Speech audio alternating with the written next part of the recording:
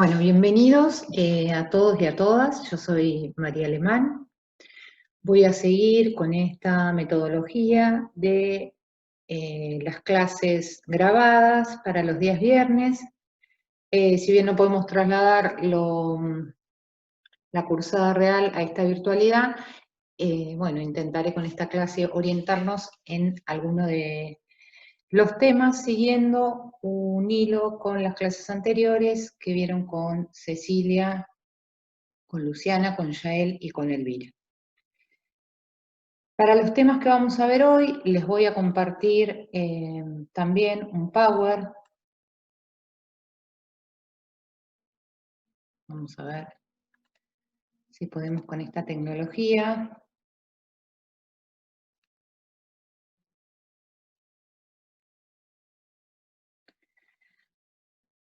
Donde en esta clase número 4, lo primero que vamos a ver, en realidad es el tercer viernes y la clase número 5.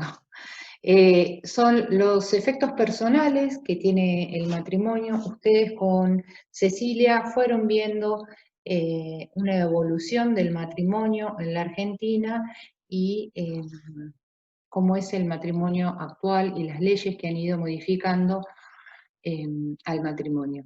La disolución de este vínculo del matrimonio, puntualmente algunas características del divorcio. Y por último voy a introducir un tema que no está en el programa, pero que siempre lo vamos cada vez más trabajando en las comisiones, que es la violencia de género. Cuando hablamos de la evolución histórica y legislativa de los derechos y deberes de los cónyuges, nos vamos a retrotraer a esto que ustedes vieron con Cecilia, que era un poco la evolución de la institución matrimonial. Para no referirme nuevamente a toda esa evolución, vamos a ir al Código Civil anterior, al Código Nuevo, digamos, anterior a agosto del 2015, y con ya introducida la reforma de la Ley 23.515. Con la Ley 23.515, el Código establecía los derechos y deberes de los cónyuges. Recuerden que los fines del matrimonio nunca estuvieron establecidos en el Código, pero sí los derechos y deberes.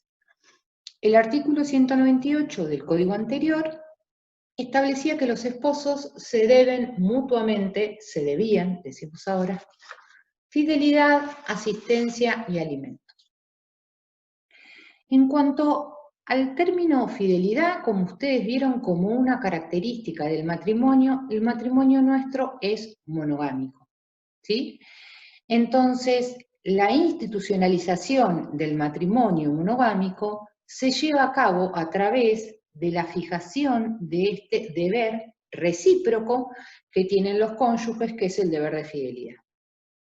La doctrina solía dividirlo en una fidelidad moral, que eran aquellas conductas o actitudes que debían tener los cónyuges, que no hagan sospechar ninguna cuestión, digamos, respecto de un tercero, y la fidelidad material, que era mantener relaciones sexuales con su cónyuge, y que la violación de este deber, es decir, mantener relaciones sexuales con un tercero, constituía el adulterio como una causal de divorcio que más adelante vamos a ver.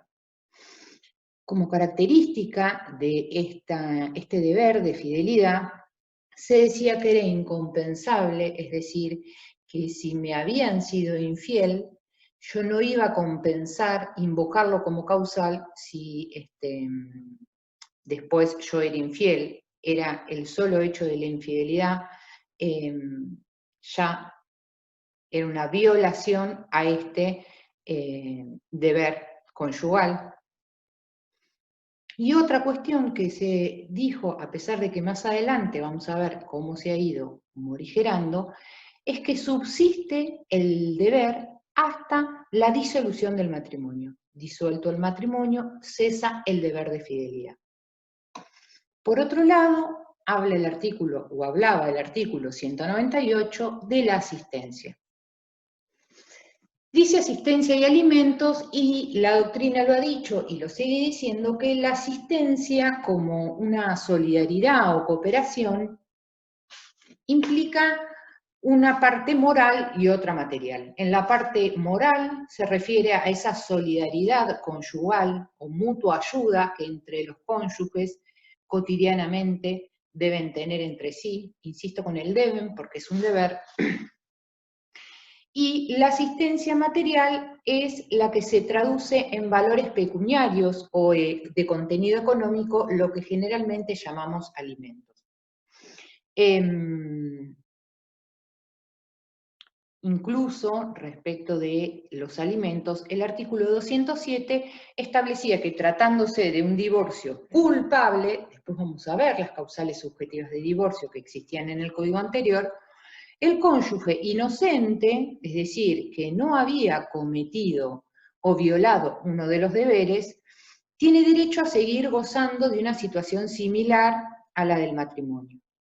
Por ende, este deber de alimentos subsistía aún después del divorcio. Continuamos, el artículo 199 dice que los esposos deben convivir en una misma casa a menos que por circunstancias excepcionales se vean obligados a mantener transitoriamente residencias separadas. Podrán ser relevados judicialmente el deber de convivencia cuando ésta ponga en peligro, cierto, la vida o la integridad física, psíquica o espiritual de uno de ellos, o de ambos, o de los hijos. ¿Qué implicaba la convivencia? La obligación de habitar ambos cónyuges en la misma residencia. De hecho, como vemos más abajo, el artículo 200 nos explica que de común acuerdo, porque con la 23.515 ya tenemos la igualdad de los cónyuges, varón y mujer, de común acuerdo van a fijar ese lugar de residencia de la familia. Entonces, la convivencia obliga a la cohabitación a convivir en una misma casa. Estos derechos y deberes de los cónyuges que tenían ese carácter de recíprocos y que se debían a ambos cónyuges, eran derechos y deberes que tenían que cumplir y que su incumplimiento tenía consecuencias, es decir, consecuencias jurídicas. La principal consecuencia jurídica es que daba lugar a invocar una causal subjetiva de divorcio. Las causales subjetivas de divorcio estaban enumeradas en el artículo 202, siendo el adulterio, es decir, que si yo violo o incumplo el deber de fidelidad material, como dijimos hoy, es decir, mantenía relaciones sexuales con un tercero, iba a poder iniciar un divorcio con culpa, ¿sí?, invocando adulterio por parte de mi cónyuge, ¿sí? Adulterio que iba a tener que probar, o sea, iba a tener que probar esas relaciones sexuales que había mantenido mi cónyuge con otra persona. Lo remarco así porque muchas veces se dificultaba la prueba del adulterio, ¿sí? Y salvo, digamos, como excepción, en el caso que, consecuencia de un adulterio, haya quedado embarazada una de las partes, entonces era más fácil la prueba. Otra de las causales subjetivas, que más adelante vamos a ver cuando veamos el divorcio, era la tentativa de uno de los cónyuges contra la vida del otro o de los hijos, sean comunes o no, como autor, principal, cómplice o instigador. La otra causal subjetiva era la instigación de uno de los cónyuges al otro a cometer delitos. En el inciso cuarto teníamos las injurias graves, que muchos autores hablan de una causal residual, es decir, que entraban en injurias graves todas aquellas actitudes que sin configurar alguna de las causales que taxativamente establecía el artículo 202, configuraban para el otro cónyuge una lesión, por decirlo de alguna manera. Por eso aclara que para su apreciación el juez tomará en consideración la educación, posición social y demás circunstancias de hecho que puedan presentarse. Acá entraría lo que hablábamos recién respecto del deber de fidelidad moral. Entonces, si yo no pude probar las relaciones sexuales que mi cónyuge tuvo con un tercero, lo que hacía es, además de invocar la causal de adulterio, invocaba las injurias graves, ¿sí? Entonces, no podía probar, pero sí la sentencia podía salir culpable, es decir, culpando a mi cónyuge por la causal de injurias graves, porque menoscabó, digamos, mi imagen o alguna cuestión así, entraría en las injurias graves. Es importante que lo que establecía el código es que el juez tiene que tomar en cuenta la realidad que tenía esa pareja para ver si eso que hoy invocaba un cónyuge para un divorcio culpable era realmente una injuria para esa persona. Si dos personas se viven tratando a los gritos o de alguna manera por ahí hasta natural entre esas dos personas, no puede después la parte invocarla como una causal para el divorcio. Por último, o por última causal que establecía el artículo 202, estaba el abandono voluntario y malicioso.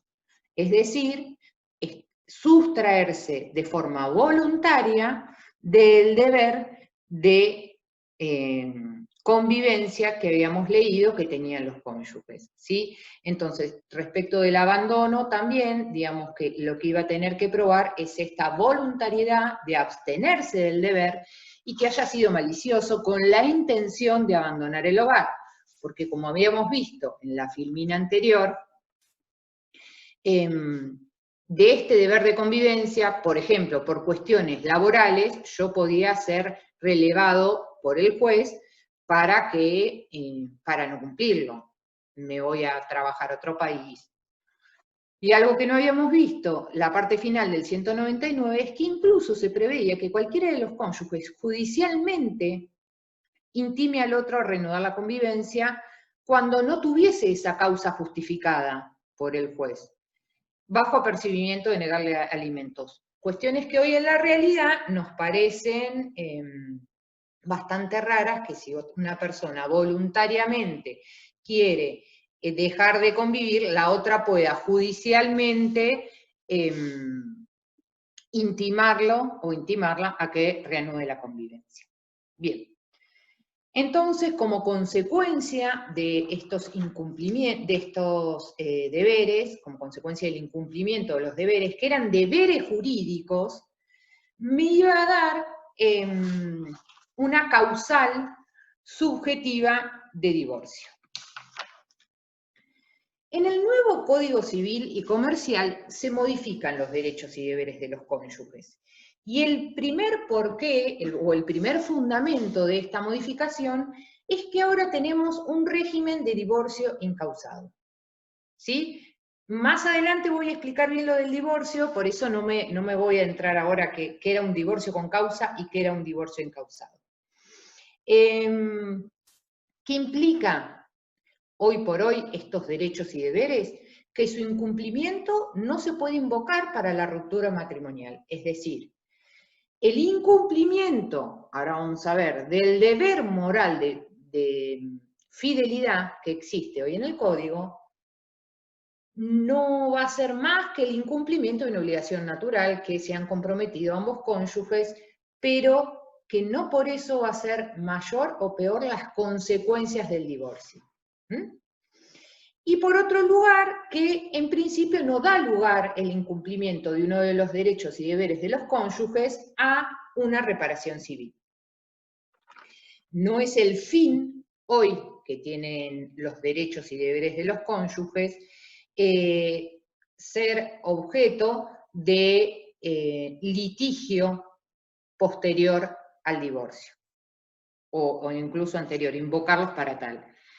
Esto lo habrán visto, lo vieron con Cecilia, ¿por qué? Porque el matrimonio hoy tiene otro fundamento, ¿sí? Que es la voluntad de las partes, la autonomía de la voluntad de quererse juntar en una forma familiar matrimonial, ¿sí? Y a su vez, la autonomía de la voluntad para, en caso de querer disolver ese vínculo, lo pueden hacer sin necesidad de invocar, sin necesidad de invocar ningún tipo de causal, es solo la voluntad de las partes de no seguir unidos en matrimonio.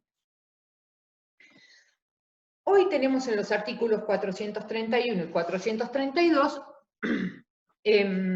cuáles son los deberes y derechos de los cónyuges.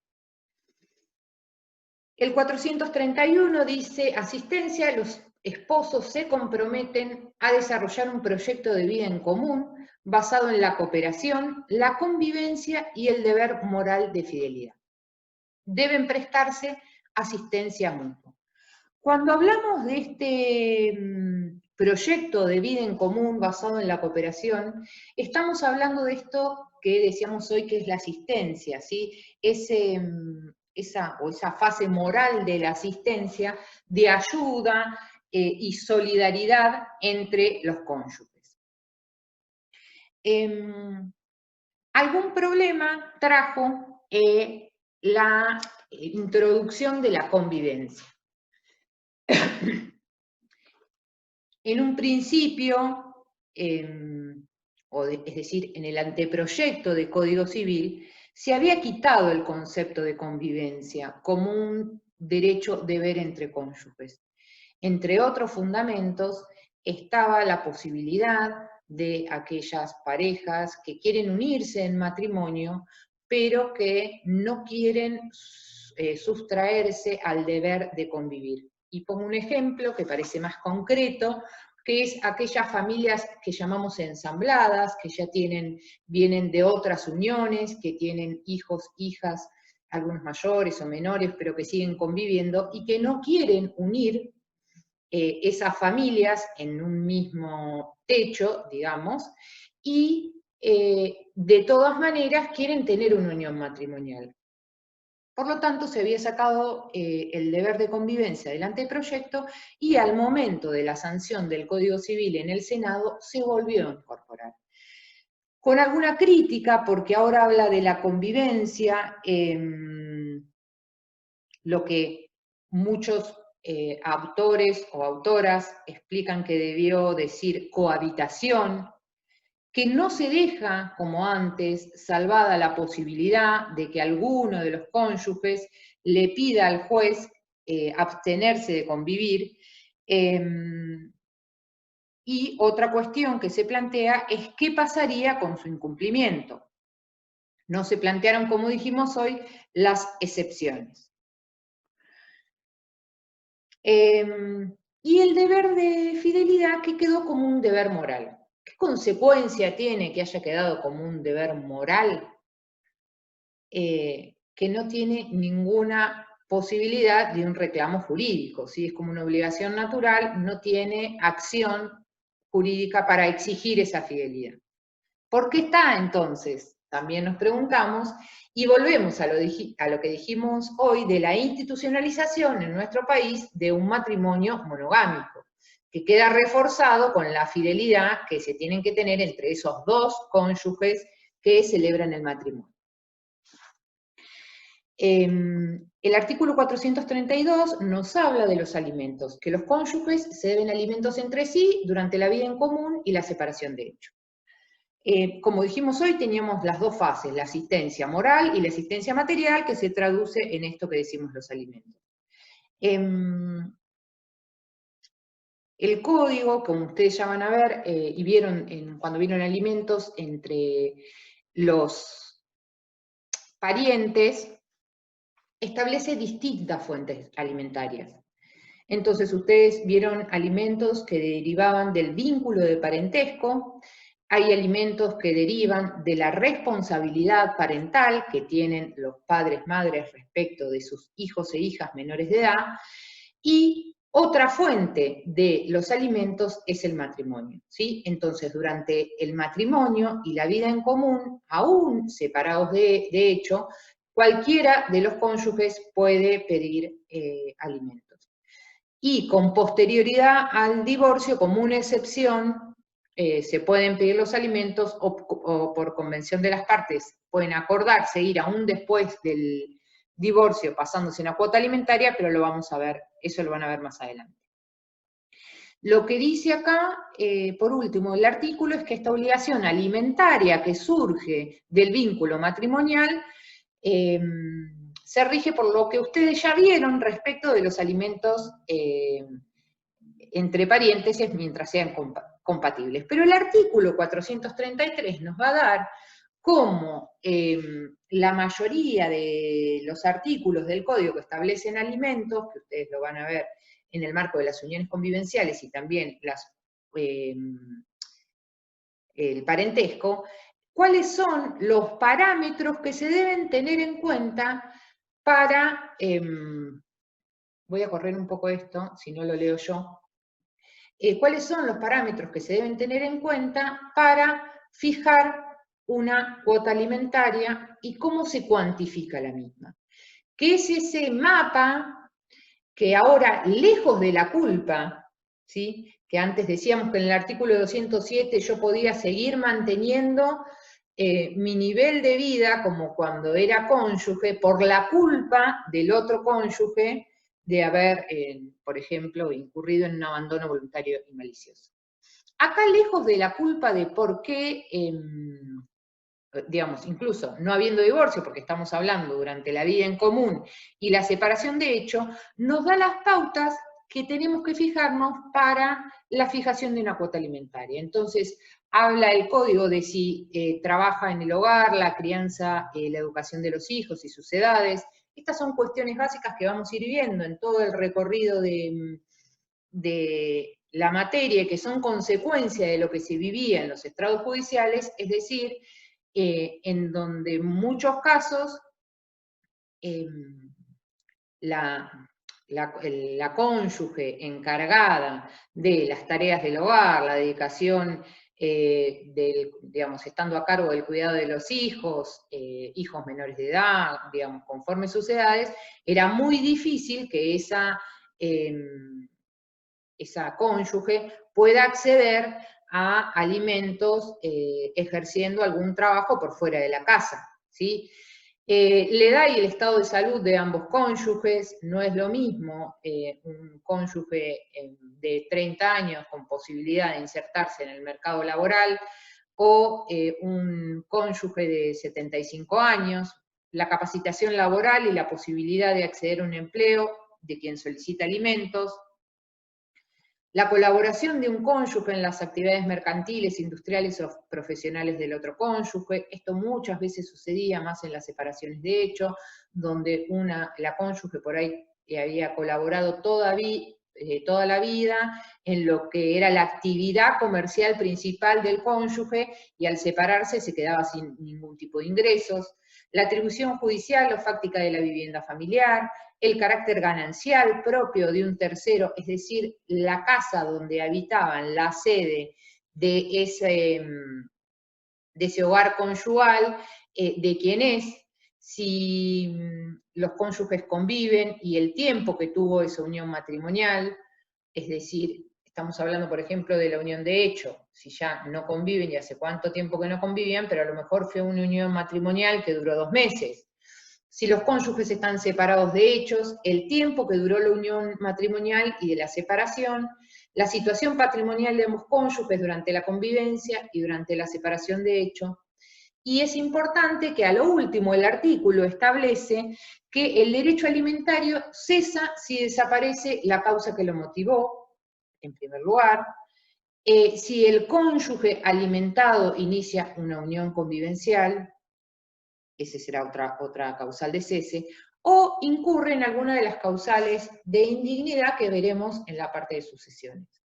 ¿Por qué se establece, insisto con esto, lejos de la culpa que se establecía antes, por qué se establece estas causales de cese? Porque ese estado de necesidad que había hecho que surja la obligación alimentaria, cesa y por eso cesa el deber, porque si no sería o se constituiría un abuso del derecho.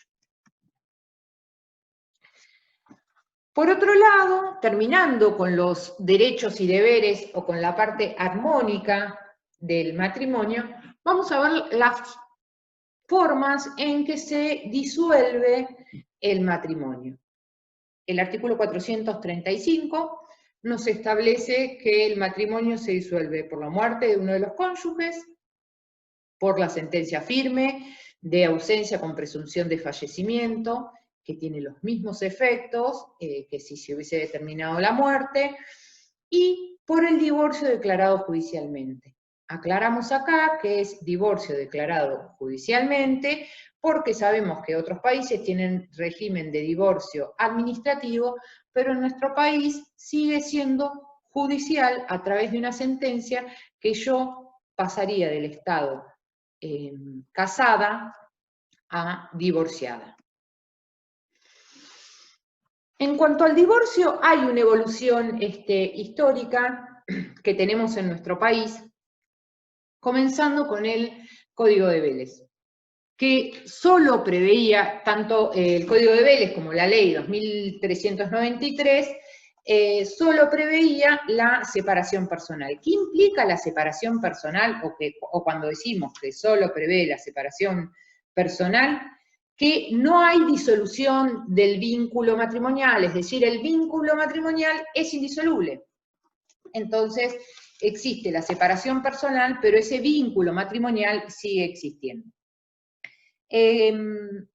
Luego la ley 17711 introduce la separación personal por presentación conjunta, introduce el artículo 67 bis, en realidad a la ley 2393, que amplía, digamos, la posibilidad que ambos cónyuges introduzcan la petición de separación personal.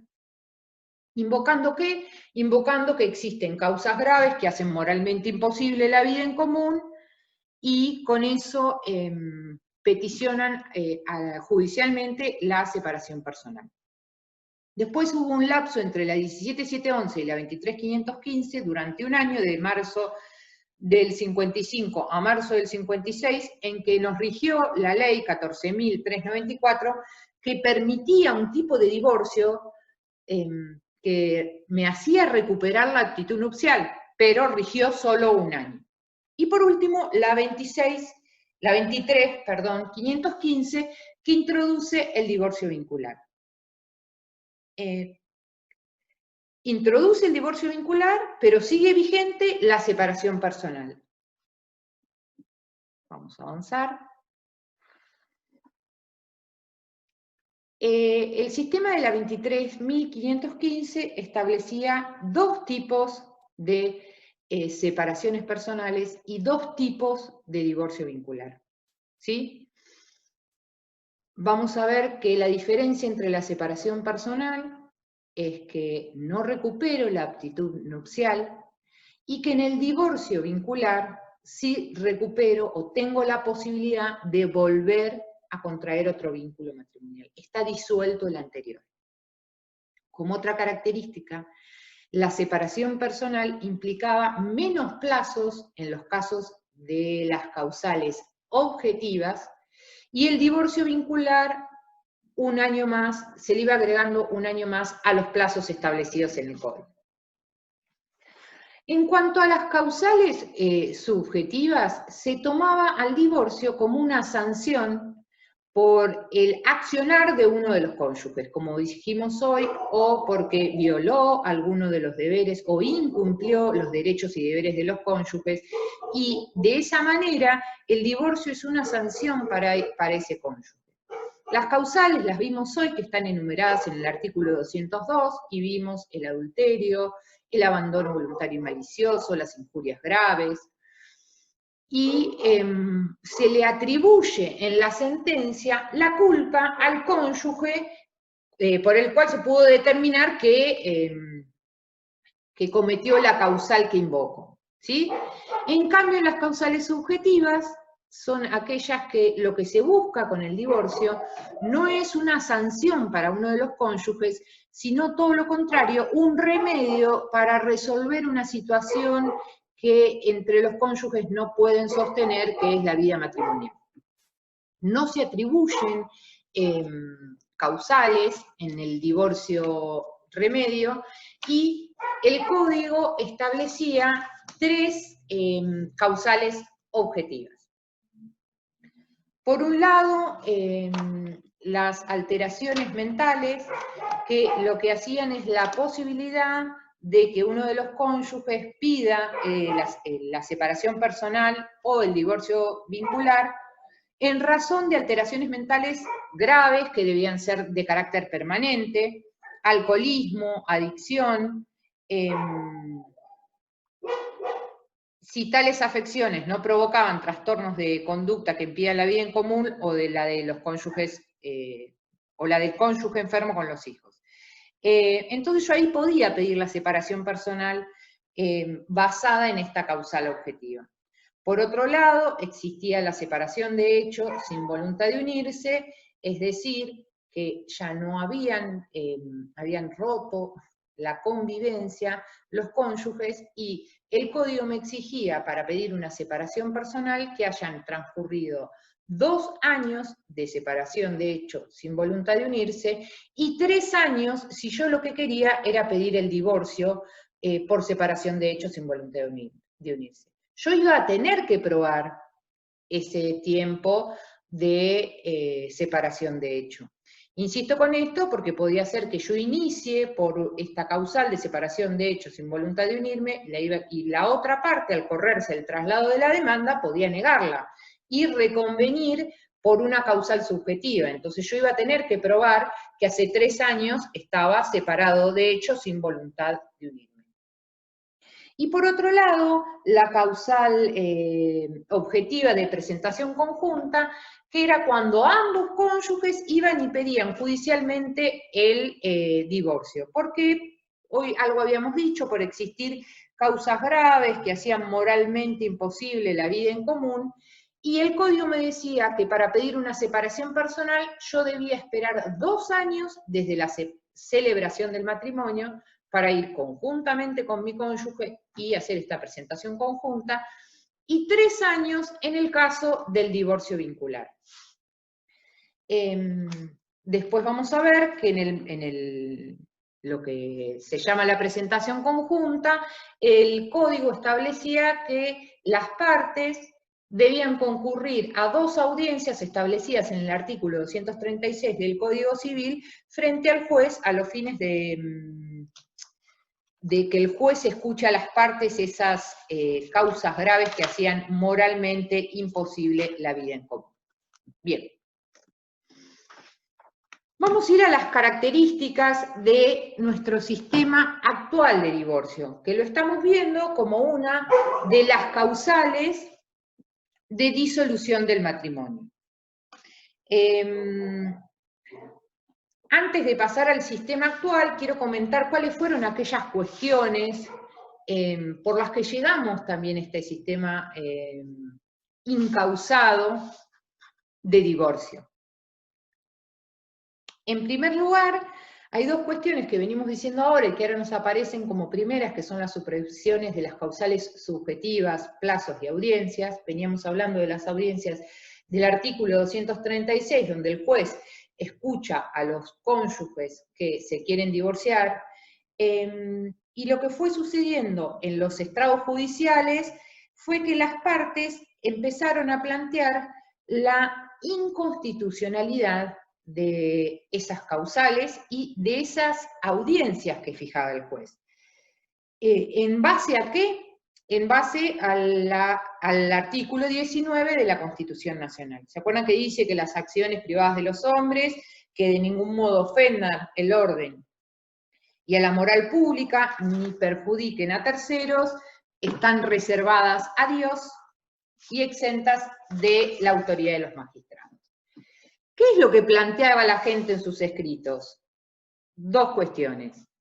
En primer lugar, venimos en forma conjunta, como lo establece el artículo 205 y 215 del Código anterior, pero no transcurrió el plazo, a veces de esos 2 años o esos 3 años, y aparte no quiero ir a las audiencias ni a la primera ni a la segunda frente al juez, invocando esta inconstitucionalidad.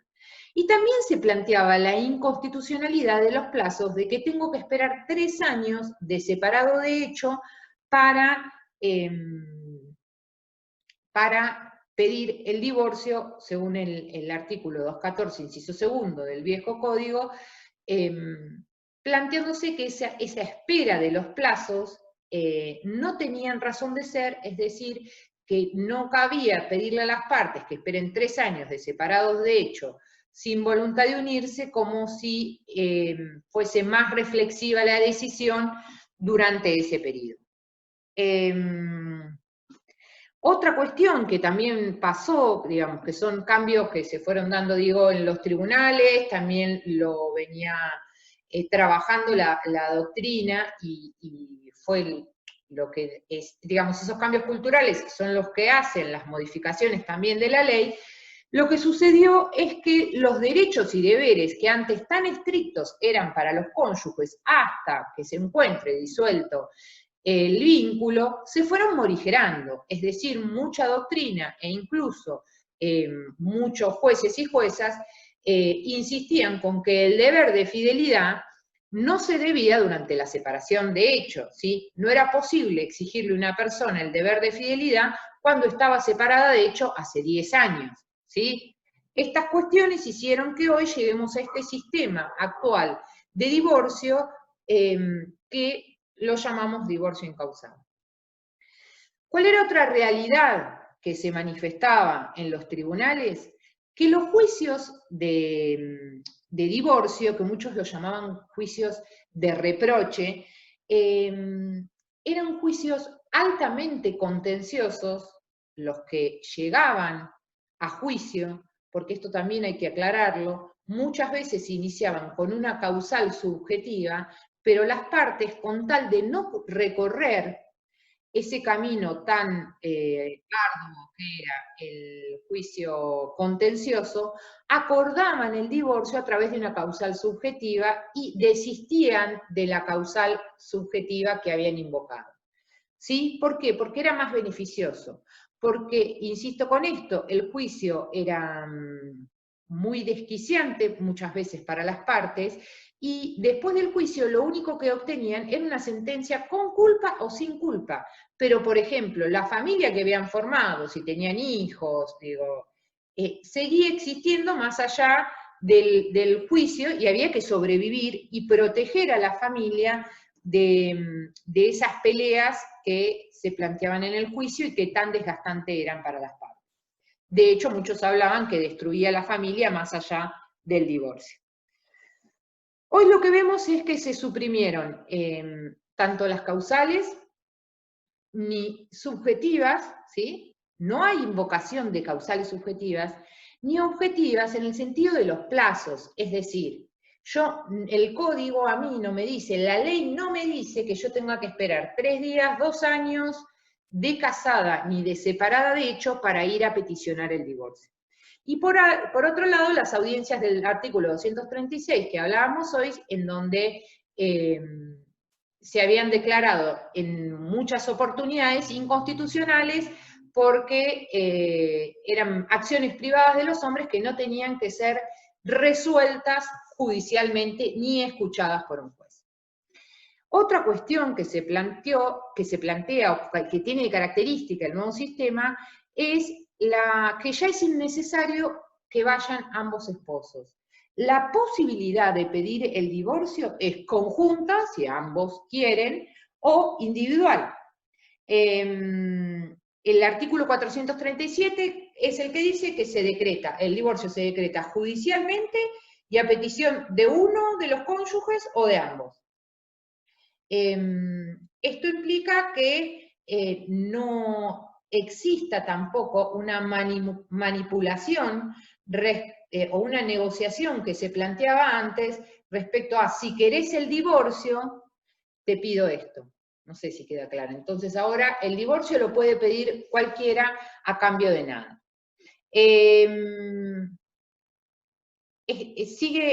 O existe ahora la característica de que es irrenunciable la facultad de solicitar el divorcio.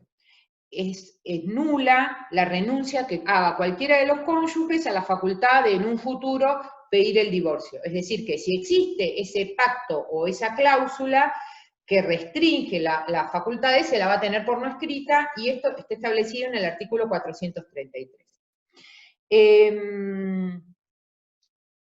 Esto que nos parece a veces muy claro, esto de que no se puede restringir una facultad a futuro de pedir el divorcio, tuvo ciertas discusiones doctrinarias para aquellos o aquellas que querían que siga existiendo la posibilidad de un matrimonio indisoluble y que renuncien los cónyuges al contraer matrimonio de la posibilidad de pedir el divorcio.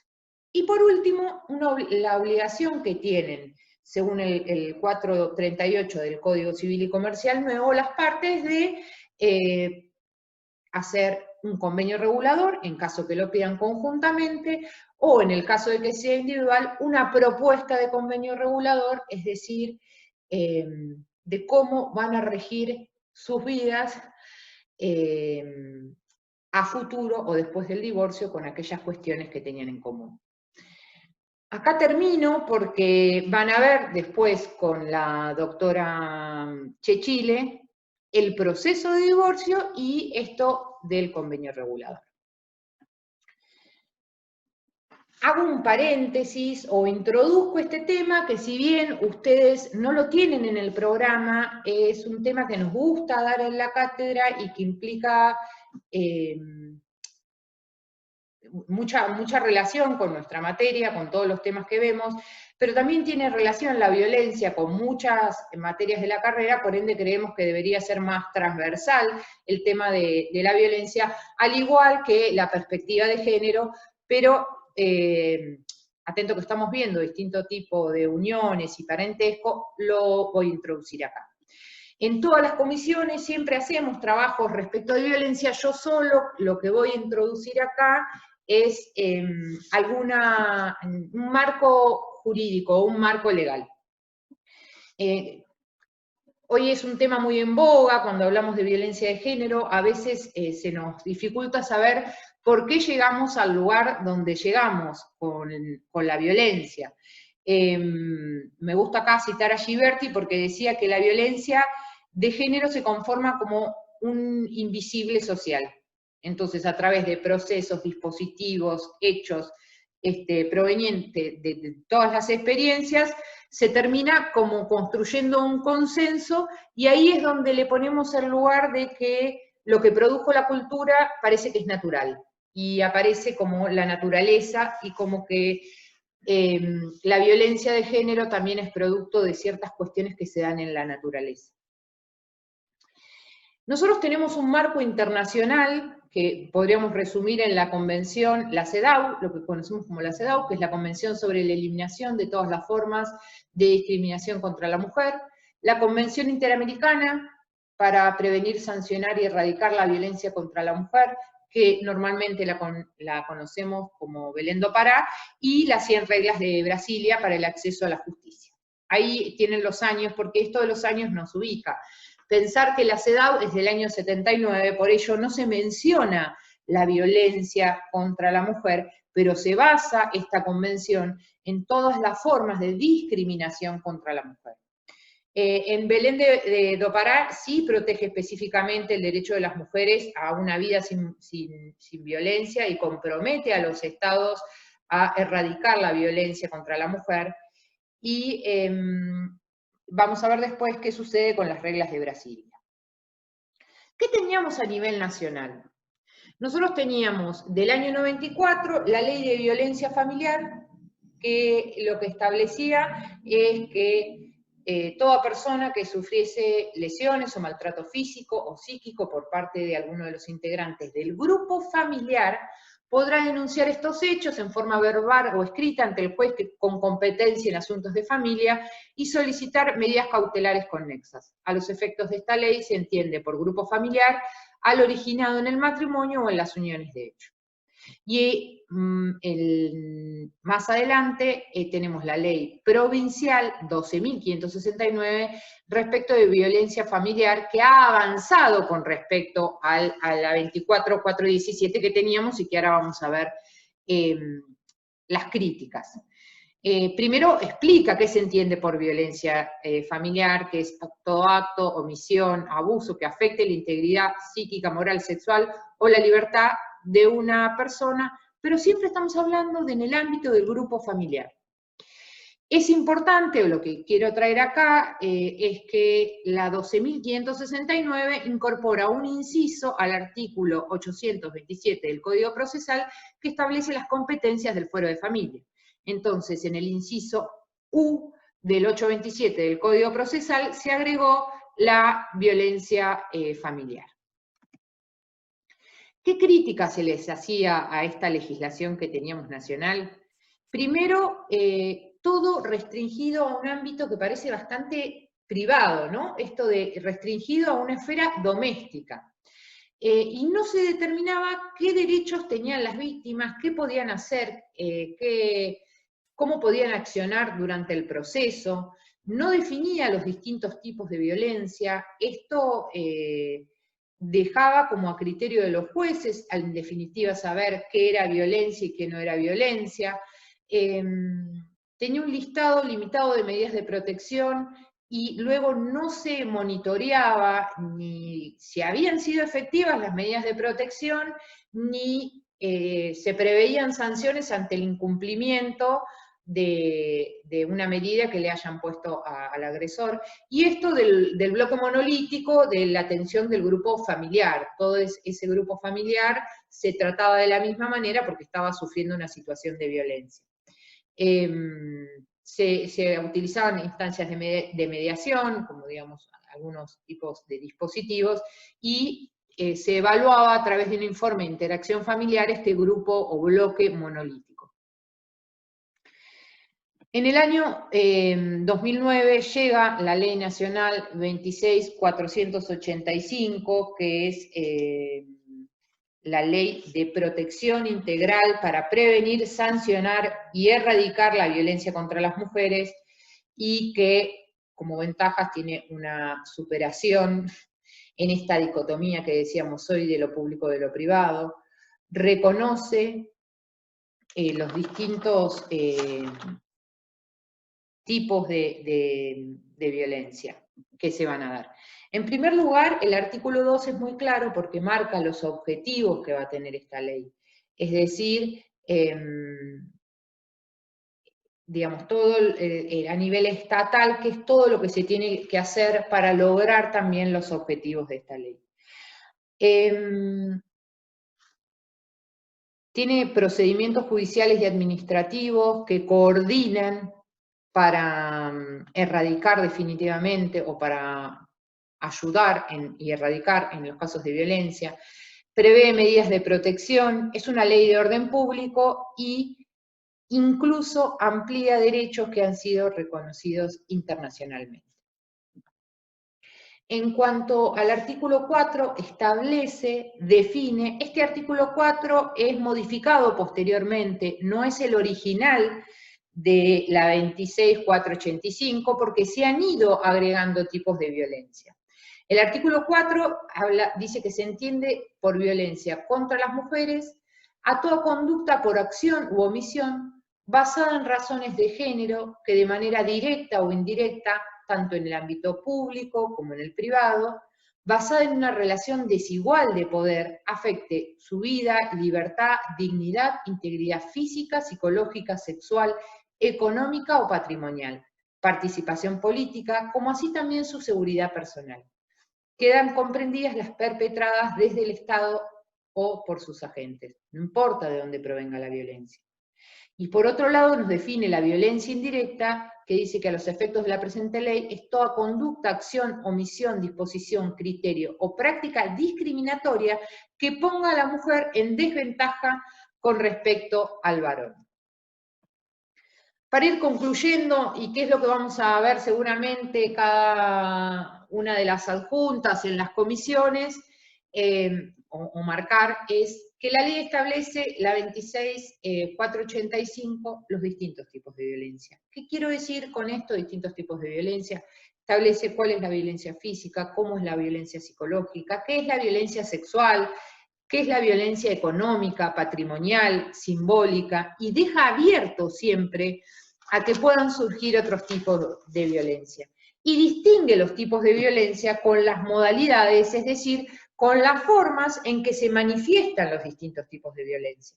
Entonces, en las modalidades de violencia vamos a tener la violencia doméstica, la violencia laboral, la violencia institucional, la violencia obstétrica, la violencia mediática, la violencia contra la libertad reproductiva. También establece la ley un conjunto de derechos que tienen las víctimas durante el proceso y aún después, como es durante el proceso la gratuidad, tienen derecho a una respuesta oportuna y que sea eficaz, a ser oídas por el juez, a intervenir y tener conocimiento de los procesos, obviamente a recibir trato humanizado y protección, entre otras. Establece también la ley las medidas de protección y las medidas de seguridad. Cuando hablamos de medidas de protección estamos hablando que es lo que generalmente va a pedir una víctima, es decir, que se excluya al agresor porque viven en el mismo hogar, un perímetro de exclusión porque vivo a 2 cuadras o porque se me acerca todos los días al lugar donde trabajo, entonces se establece un perímetro, que se secuestren las armas porque tiene armas y me está amenazando con un arma, a que el juez pueda tomar aquellas medidas que sean necesarias si hay niños o niñas que, por ejemplo, hijas del agresor y de la víctima, a que resuelva la situación de esos niños. Y cuando hablamos de medidas de seguridad, son aquellas que afiancen y protejan a la víctima. Es decir, si yo excluyo a un agresor, a su vez darle una medida de un rondín policial para que esa víctima encuentre garantizada su seguridad.